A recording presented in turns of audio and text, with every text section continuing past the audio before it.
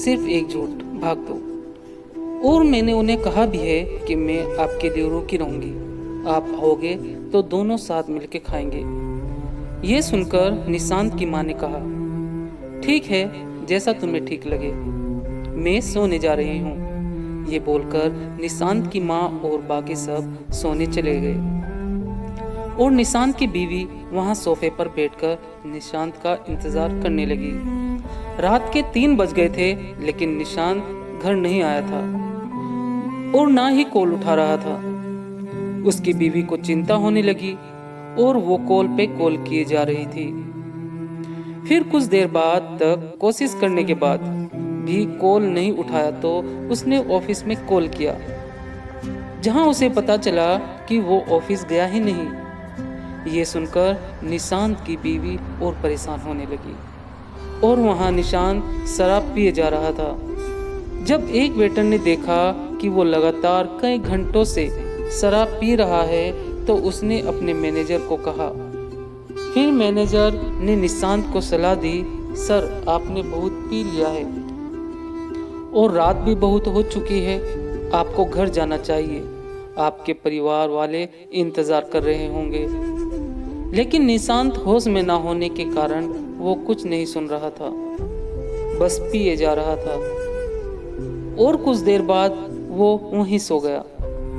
जब मैनेजर ने उसे वहां सोते देखा तो उसने वेटर से कहा, वो आदमी जो पी रहा था एक अच्छे घर का लगता है, एक काम करो, उसके मोबाइल से उसके घर में कॉल कर दो और वो परेशान होते रहे होंगे और उसे यहाँ से आकर ले जाएंगे। ये सुन वेटर ने निशांत के पॉकेट से मोबाइल निकाला और जैसे ही स्क्रीन चालू किया तो देखा एक नंबर से 100 से भी अधिक कॉल आ चुके थे।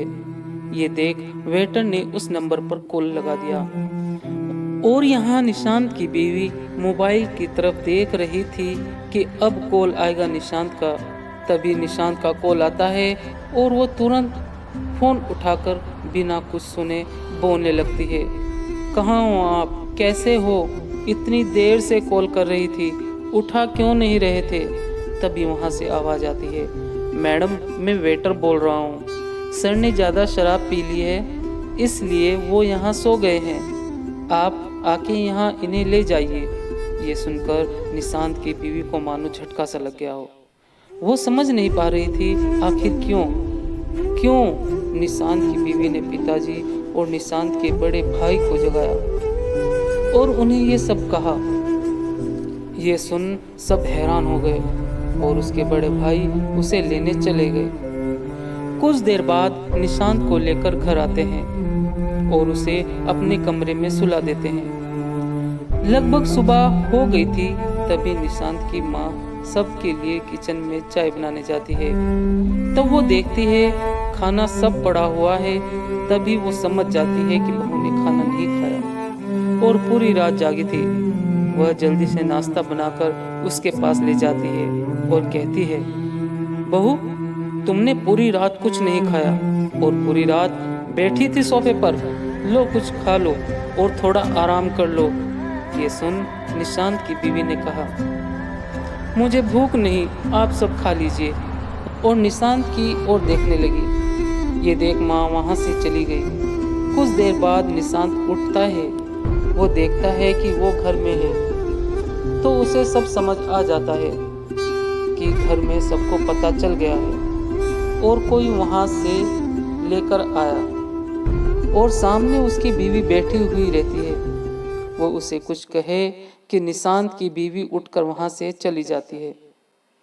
ये देख निशांत सोचता है कि उसे शाम को मना लूंगा, फिलहाल ऑफिस चला जाता हूँ।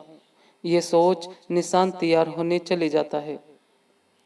जब वो तैयार होके हॉल में आता है तब वो देखता है कि सारा परिवार वहां बैठे रहता है।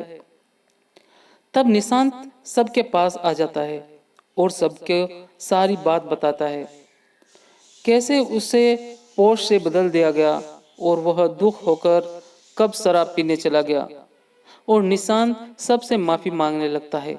घर वाले उसे कहते हैं, ये तूने ठीक नहीं किया, तेरे वजह से बहू पूरी रात यहाँ बैठी रही और भूखी रही, इस इंतजार में कि तू आएगा और साथ बैठ वो खाएगी और तू वहां बैठ शराब पी रहा था।